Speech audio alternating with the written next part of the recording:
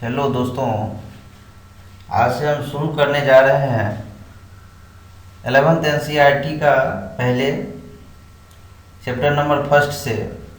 और इस चैप्टर को हम क्वेश्चन के माध्यम से समझने की कोशिश करेंगे, जिसमें हम एनसीईआरटी के ही क्वेश्चन लेंगे। जो भी क्वेश्चन एनसीईआरटी के उस चैप्टर से बन सकते हैं वो क्वेश्चन लेंगे और उसी क्वेश्चन के माध्यम से हम उस पूरी चैप्टर को समझने की कोशिश करेंगे। हो सकता है कि क्वेश्चन और तरीके से, लेकिन बात तो वही है, अलग तरीके से पूछा जा सकता है। फिर भी हम कोशिश करेंगे कि किस तरीके से सारे क्वेश्चन का जवाब दिया जा सके। तो चलिए हम शुरू करते हैं क्वेश्चन से और इस को समझने की कोशिश करते हैं, इस चैप्टर को, द लिविंग वर्ल्ड को। तो पहला क्वेश्चन इस प्रकार है, who is known as the Darwin of 20th century, कि 20वीं शताब्दी के डार्विन कौन है। तो चार्ल्स डार्विन है, मेंडल है, अर्नस्ट मेयर है, नन ऑफ दिस। तो 20वीं शताब्दी के डार्विन जो है ये कहा जाता है अर्नस्ट मेयर को, और इसका आंसर हो जाएगा सी। तो एक्चुअल डार्विन थे चार्ल्स डार्विन। वो डार्विन साहब जो थे ये 19वीं शताब्दी के डार्विन थे, और 20वीं शताब्दी में उन्हीं के समान कुछ ऐसे काम किए जो अर्नस्ट मेयर। तो उनको जो है कहा गया कि क्या 20वीं शताब्दी के डार्विन। जिस तरीके से अपने देश के बापू हैं महात्मा गांधी, उसी दक्षिण अफ्रीका के नेल्सन मंडेला को भी वहाँ का जो है क्या दिया गया, बापू का अधिकार उपाधि दिया गया। चलिए नेक्स्ट क्वेश्चन हम देखते हैं। नेक्स्ट क्वेश्चन है कि which of the following is defining या characteristics features of life forms. कौन सा जो है फीचर जो होता है डिफाइनिंग है लाइफ को बनाने के लिए। तो इसका ऑप्शन इस प्रकार से है, growth, reproduction, cellular organisation, consistence.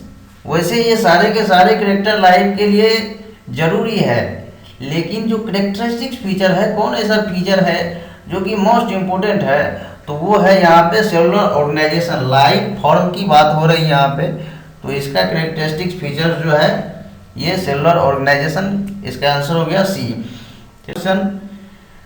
Next question है कि which of the following is defining characteristics features of living organism. तो इसका देखिए, उसमें था कि लाइफ फॉर्म्स का कैरेक्टरिस्टिक्स फीचर, और इसमें है कि लिविंग ऑर्गेनिज्म का कैरेक्टरिस्टिक्स फीचर्स क्या है। तो वो इसमें इसका आंसर हो जाएगा आपको कंसिस्टेंस इज। वो कंसिस्टेंस जो है वैसे सारे के सारे फीचर्स जरूरी है, लेकिन जो कैरेक्टरिस्टिक्स फीचर्स है वो है कंसिस्टेंस। तो इसका आंसर हो गया डी। चलिए नेक्स्ट क्वेश्चन है कि we observe patients laying in coma, we never come back to normal life, who never come back to normal life, what we can say about the patient. कह रहा है कि हमने कुछ पेशेंट को ऑब्जर्व किया जो कि कोमा में है, वो जबकि नॉर्मल लाइफ में कभी नहीं आ सकता है। तो हम उस पेशेंट के बारे में क्या कर सकते हैं, वो लिविंग है, नॉन लिविंग है, या डेड है, या नथिंग कैन बी सेड। इसी क्वेश्चन का आपको घुमा फिरा के कहेगा कि आप गए इलाज करवाने, वहाँ पे एक पेशेंट ऐसे था, उसको माथा में चोट लग गया, वो चल गया कोमा में।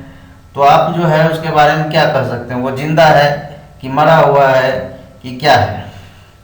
तो इसका आंसर जो होगा ये होगा नथिंग कैन बी सेड। इसके बारे में कुछ नहीं कहा जा सकता है, वो कुछ समझ नहीं रहा है। ठीक, वैसे आयुर्वेदा के हिसाब से इसको शायद लिविंग माना जाता है। चलिए नेक्स्ट क्वेश्चन देखते हैं। नेक्स्ट क्वेश्चन है, ये देखिए स्टेटमेंट के फॉर्म में है, क्योंकि अभी जो है नीट के आधार पे ही हर एक एम्स में भी, जिपमर में भी, ये सब में जो है एडमिशन लिया जाएगा। तो इस तरह के तरीके के भी क्वेश्चन आ सकते हैं। वैसे आए नहीं आए उससे क्या जानकारी होना चाहिए। स्टेटमेंट पहला देखिए कि properties of tissues are not present in the constituent cells, but arise as a result of interactions among the constituent cells। Statement दूसरा है, समझेंगे इसको। दूसरा स्टेटमेंट इसी प्रकार से, properties of cellular organelles are not present in the molecular constituent of the organelle but arise as a result of interactions among the molecular components comprising the organelles। देखिए इतना बड़ा स्टेटमेंट है, कुछ को तो लगेगा कि इतना बड़ा है, ये होगा कैसे। सबसे पहले तो पढ़ना है आराम से, और ये कुछ नहीं है, एनसीईआरटी का पूरा लाइन बाय लाइन उठा के यहाँ के पे 2 स्टेटमेंट रख दिया गया है, ठीक। तो पढ़ना है इसको कि properties of tissue are not present in the constituent cell but arise as a result of interaction. दोनों में बात इंटरेक्शन की है, जो इंटरेक्शंस होती है उससे जो है अगला का टिश्यू कैसे बनेगा सेल से, और यहाँ मोलिक्यूल से कैसे ऑर्गेनेल बनेंगे। तो वही है, ये 2 स्टेटमेंट है, इसके बारे में कहना है कि दोनों ट्रू है या फॉल्स है, क्या है। तो इसका आंसर होगा भाई, ये दोनों स्टेटमेंट हूबहू एनसीईआरटी के हैं और the both are true, both 1 and 2 are true. इसी प्रकार अब ऐसा नहीं कि भड़क जाना है इसको देख के, अरे इतना बड़ा दे दिया, कुछ नहीं होता। जितना भी वो एम्स में होता था वो वाला, वो हल्का ही होता है, बस उसको एक बढ़िया से पढ़ने की जरूरत होती है। नेक्स्ट क्वेश्चन है, the phenomena which is true in the hierarchy of organisational complexity at all level known as. वो कम्प्लेक्सिटी जो होती है ऑर्गेनाइजेशनल कम्प्लेक्सिटी हायरार्की का, वो हर एक लेवल पे होता है। वो क्या है, वो फिनोमेना क्या है?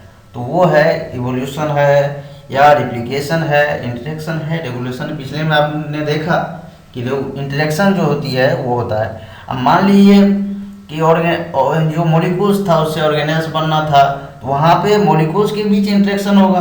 अब सेल से टिश्यू बनना है तो सेल के लेवल पे इंटरेक्शन होगा, टिश्यू से ऑर्गेन बनना है तो टिश्यू के लेवल पे जो है इंटरेक्शन होगा। तो ये ट्रू है, हायरार्की ऑर्गेनाइजेशन कम्प्लेक्सिटी है, एट ऑल लेवल की इंटरेक्शन उसमें होता है। चलिए नेक्स्ट क्वेश्चन देखते हैं। नेक्स्ट क्वेश्चन है, biology is the story of. तो biology is the story of life, evolution of living organism, both A and B, none of these. तो ये जो बायोलॉजी स्टोरी है लाइफ का भी और इवोल्यूशन ऑफ लिविंग ऑर्गेनिज्म का भी, इसका आंसर हो जाएगा बोथ ए एंड बी। चलिए नेक्स्ट क्वेश्चन। नेक्स्ट क्वेश्चन है, all living organism present, past and future are linked to one another by the sharing of common.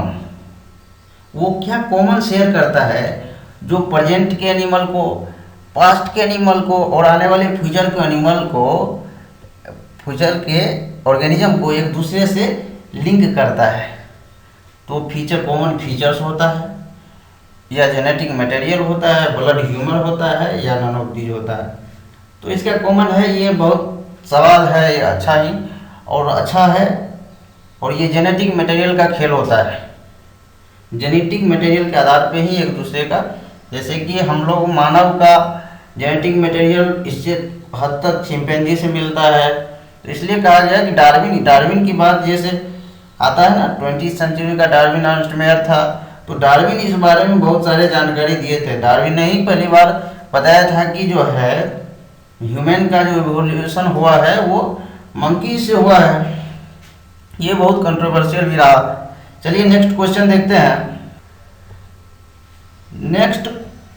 Next question है, the number of species that are known and described range between. जो species की अभी तक खोज हो चुकी है वो किस रेंज का है, तो वो याद रखना आपको 1.7 से लेके 1.7 से 1.8 मिलियन जो स्पीसीज की अभी तक खोज हो चुकी है। एनसीईआरटी का डाटा है, याद रखना है। अब यहाँ पे देखिए मिलियन है, आपको याद रखना है कि बिलियन भी याद रखना है। मान लीजिए 2 ऑप्शन दे देता, 1.7 से 1.8 मिलियन, 1.7 से 1.8 बिलियन, आप कंफ्यूज कर जाते हैं। तो तो याद रखना है 1.7 से 1.8 मिलियन। नेक्स्ट क्वेश्चन है when the organism is described correctly and we can to what organism the name is attached to this is known as, है ना। तो ऑप्शन देखिए, अब कहिएगा कि क्या है, कुछ नहीं है, सब एनसीईआरटी है। When the organism is described correctly, किसी ऑर्गेनिज्म को खोज लिया गया, वी नो हम जान गए कि what organism can be name is attached, इस ऑर्गेनिज्म को क्या नाम देना चाहिए, नाम अभी दिए नहीं है, तो दिस इज नोन एज। तो मैंने आइडेंटिफाई कर लिया है कि अब ये इस प्रकार का है, इसको अब क्या नाम दिया जाना चाहिए। तो ये जो है इसका आंसर हो जाएगा आइडेंटिफिकेशन, आइडेंटिफाई कर लिया हम, इसको क्या नाम देना है। चलिए नेक्स्ट क्वेश्चन देखते हैं। नेक्स्ट क्वेश्चन है biological nomenclature is proposed by, ये सबको पता है, binomial nomenclature is proposed by Carolus Linnaeus साहब ने इसको दिया था। चलिए अब नेक्स्ट क्वेश्चन, ये यहाँ देखिए नीचे में कि ICBN का फुल फॉर्म, ये भी पूछ सकता है, क्वेश्चन के फॉर्म में इसको डाल सकते थे, लेकिन यहाँ पे आप याद रखिए कि ICBN international code of botanical nomenclature और ICZN international code of zoological nomenclature, याद है, ठीक। चलिए नेक्स्ट क्वेश्चन है biology is the story of, तो biology is the story of life, evolution of living organism both A and B, none of the. तो ये जो बायोलॉजी स्टोरी है लाइफ का भी और इवोल्यूशन ऑफ लिविंग ऑर्गेनिज्म का भी, इसका आंसर हो जाएगा बोथ ए एंड बी। चलिए नेक्स्ट क्वेश्चन,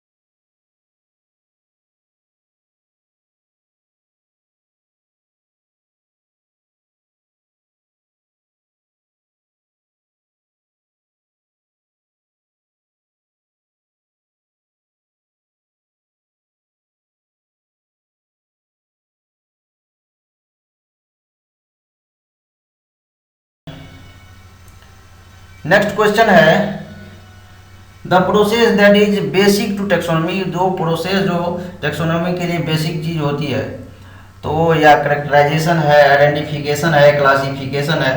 तो आपको पता है कि आइडेंटिफाई भी करना है, करेक्टराइजेशन करना है, फिर क्लासीफाई करना है, और उसके बाद जाके नोमेनक्लेचर भी इसके अंतर्गत आता है। तो दीज ऑल आर द, है ना, basic process for taxonomy. Next question देखते हैं। नेक्स्ट क्वेश्चन है कि who used Systema Naturae as the title of his publication, किसने अपने एक पुस्तक छापा पब्लिकेशन और उसका नाम रखा सिस्टेमा नेचर। तो वो था एरिस्टोटल था, मेंडल था, लिनियस था, या कोई नहीं था। तो वो लिनियस साहब थे जिसने अपने एक टाइटल किताब पब्लिश किया और उसका नाम रखा सिस्टेमा नेचर। चलिए नेक्स्ट और लास्ट क्वेश्चन है, लास्ट पार्ट 1 का last question, the branch in which we study about different kind of organism and their diversities as well as relationship among the them is known as. बढ़िया से question को पढ़िए। एक branch है, उसमें study करते हैं डिफरेंट काइंड ऑफ ऑर्गेनिज्म के और देयर डाइवर्सिटी, उसके डाइवर्सिटी, और एज वेल एज उसके साथ साथ रिलेशनशिप अमंग देम, तो इसे क्या कहा गया, इसको टेक्सोनोमी कहा गया। टेक्सोनोमी आप जानते हैं कि वो क्लासिफिकेशन, उसमें सब चीज़ आता है। तो इसका आंसर हो गया भाई सिस्टमेटिक, और इसमें diversity as well as relationship among them, हम उसका रिलेशनशिप के बारे में भी जानते हैं, और इस टर्म इसको दिया गया, टर्म दिया गया सिस्टमेटिक। तो पार्ट 1 का लास्ट क्वेश्चन था, और सेकेंड पार्ट में हम और लगभग इस चैप्टर से 15 सवाल होंगे, और जिसमें पूरा का पूरा निचोड़ इस चैप्टर को हम पूरी तरीके से निकाल लेंगे। फिर 15-16 मिनट का फिर एक लेक्चर आएगा। धन्यवाद, नमस्कार।